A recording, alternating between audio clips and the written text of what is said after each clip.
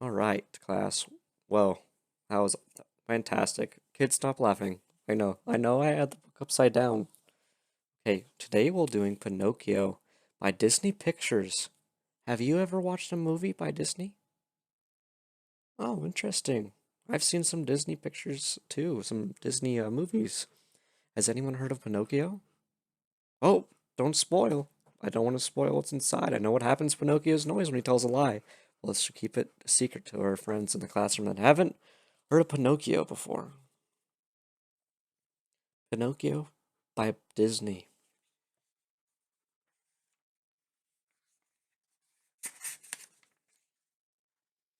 Once upon a time, there was a friendly cricket named Jiminy. One night, Jiminy Cricket's travels took him to the workshop of Geppetto, an old woodcarver. Geppetto had just finished making a little boy puppet. It's half the page there. Look at all the wonderful toys there that he's created. And that's Jiminy Cricket right there. Now, Geppetto said, I have just the name for you. Pinocchio. Then he added softly, he almost looks alive.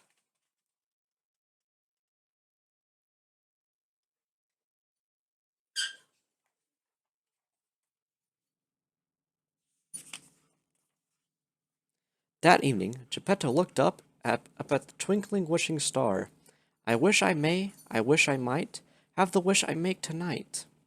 Geppetto said he wished for Pinocchio to become a real boy.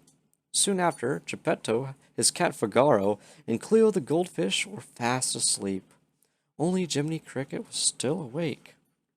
Suddenly, a bright blue light filled the workshop. The beautiful blue fairy appeared. Good, Geppetto, she said gently. You have given so much happiness to others. You deserve to have your wish come true. That's him wishing. Have you guys wished for anything on become on upon a star before? A shooting star? Have you seen one before? Okay. I'll show the rest of our classmates our picture.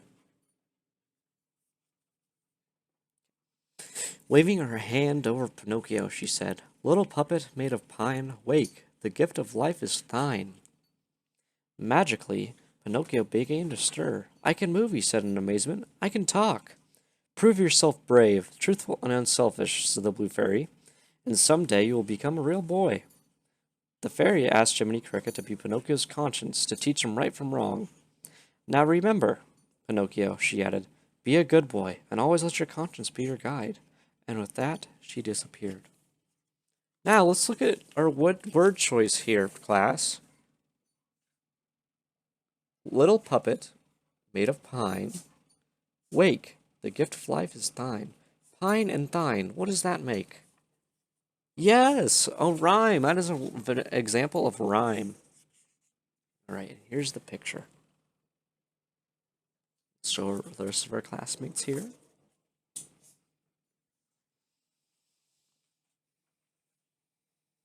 Geppetto woke up and saw Pinocchio walking and talking.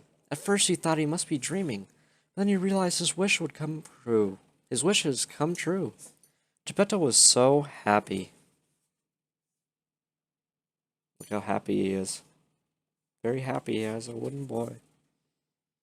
Next morning, Geppetto sent Pinocchio off to school. On the way, two villains, a fox called Honest John and his friend, a cat called Gideon, spotted Pinocchio. Honest John cried, a live puppet without strings. We could sell him to Stromboli. Stromboli's puppet show and make lots of money. The villains convinced the little puppet that becoming an actor would be much more fun than school. Jiminy tried to stop Pinocchio from living with the villains, but Pinocchio was too excited to listen.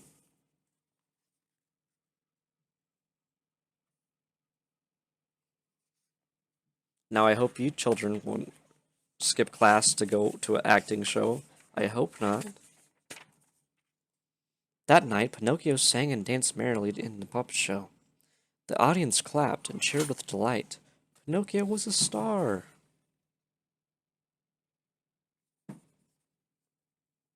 However, when the little puppet asked to go home, Stromboli, the owner of the show, roared with anger. He locked Pinocchio in a cage and bellowed, This'll be your home now. Alone and frightened, Pinocchio sobbed, I should have listened to you, Jiminy. Suddenly, the blue fairy appeared and said, Pinocchio, why didn't you go to school? The little puppet was so afraid to tell the truth. Two big monsters with big green eyes, he fibbed. Well, they tied me in a big sack, and as soon as Pinocchio told this lie, his nose began to grow. The more Pinocchio lied, the longer his nose grew.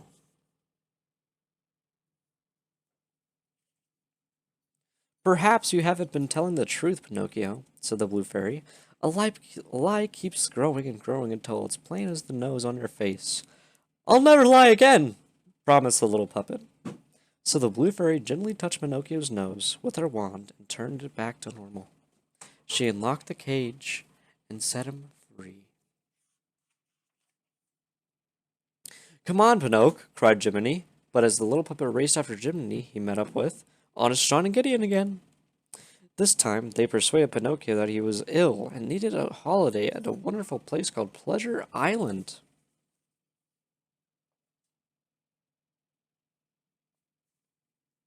The two villains sold Pinocchio to a wicked coachman, who put him on a coach full of noisy, naughty boys. Luckily, Jiminy was able to climb onto the coach and just drew off.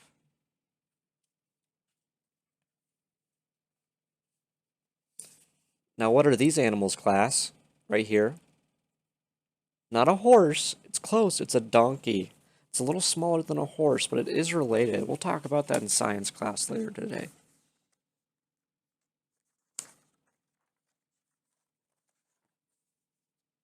Pleasure Island was like a giant fun fair. The boys could have anything they wanted to be as naughty as they liked.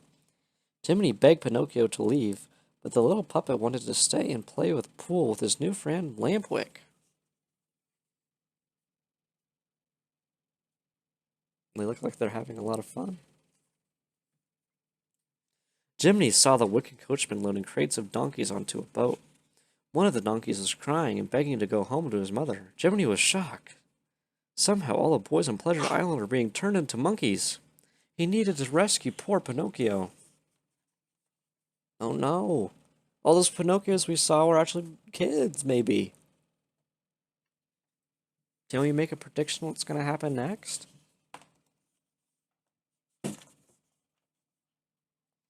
But by the time Jiminy found his friend Pinocchio had already grown long hairy ears and a tail. Come on, quick, cried Jiminy. This way, Pinocchio. Jiminy and Pinocchio escaped from the island by jumping into the sea and swimming home. See his big ears and his tail here. Cold and tired, they finally reached Geppetto's house, and only to find out Geppetto had gone looking for Pinocchio across the sea and had been swallowed by a big whale named Monstro. Pinocchio was determined to find his father no matter how dangerous it would be.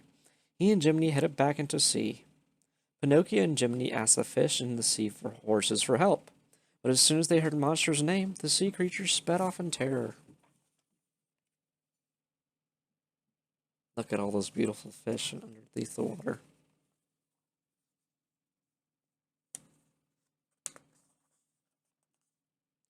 Meanwhile, not too far away, Monstro was waking up from a long sleep.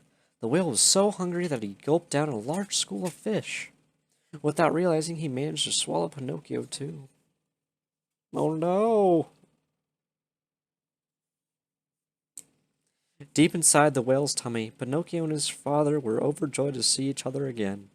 Pinocchio thought of a plan to escape. They'd build a fire, mix lots of smoke inside Monstro. We'll make him sneeze, said Pinocchio excitedly, as the clouds of black smoke filled Monstro's tummy.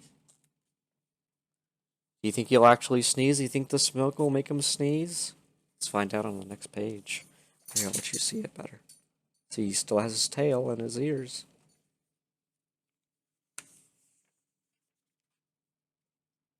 He gave an enormous sneeze, and out all came out the little raft. All came out on a little raft, excuse me. But as the whale crashed through the water, the little raft toppled over. Everyone was thrown into the sea, and Geppetto couldn't swim. Pinocchio kept his father afloat and dragged him to shore. Oh no. I hope he's alright. See, he's right here. Minutes later, Jiminy found Geppetto, Figaro, and Cleo safely on the beach. Remember the cat and the fish from the beginning? Yeah, let's look at the pictures, remember? The cat and the fish in the beginning. But the little puppet was flying face down in the water. He wasn't moving. Heartbroken, Geppetto took his son home. No, what happened to Pinocchio? I hope he's okay.